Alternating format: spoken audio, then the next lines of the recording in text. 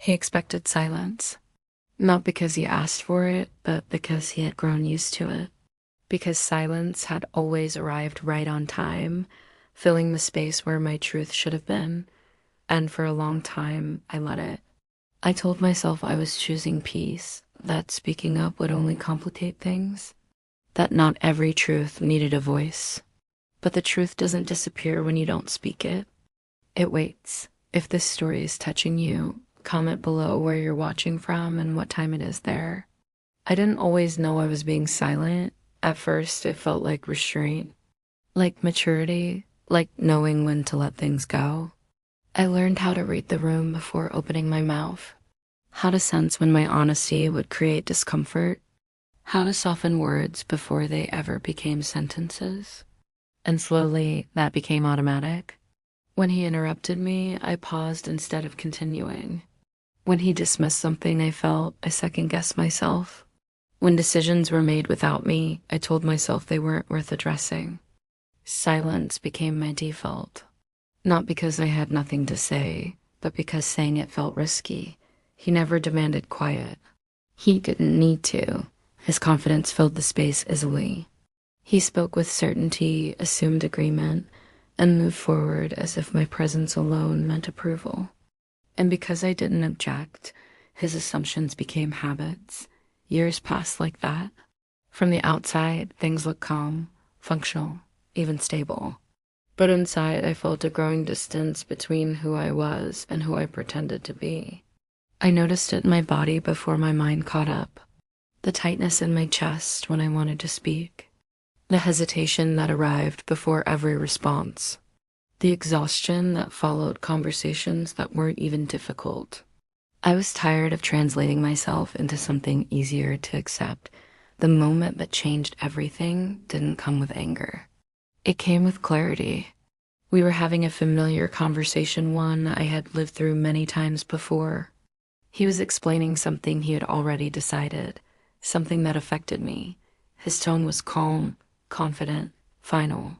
He finished and paused, waiting. That pause carried an expectation. The same one it always did. Silence. For a brief second, my old instincts kicked in. I could still let it pass. I could still tell myself it wasn't worth it. I could still choose the version of peace that depended on my quiet, but something inside me refused, not emotionally, not dramatically, firmly.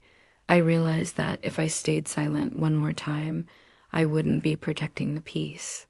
I would be betraying myself, so I did something unfamiliar. I told the truth. I don't agree, I said.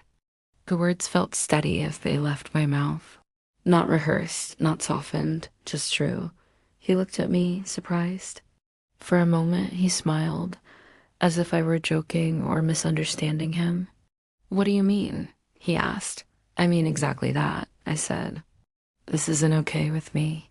The silence that followed was different from the one he expected. It wasn't compliance. It was resistance.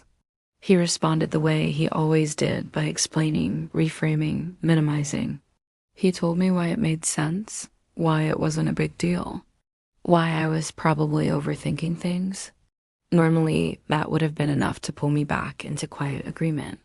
This time it wasn't. I understand what you're saying, I replied. But my answer is still no.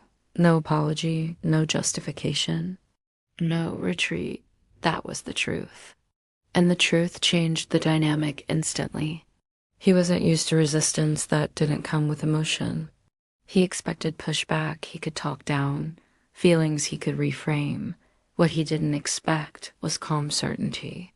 For the first time, I held my ground without raising my voice.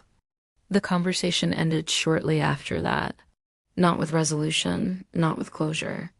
Just a tension that lingered in the room long after we stopped speaking. Later, when I was alone, doubt rushed in like it always did. Had I gone too far? Had I made things worse? Was I prepared for the consequences of choosing honesty? These questions weren't new. They had shaped my silence for years.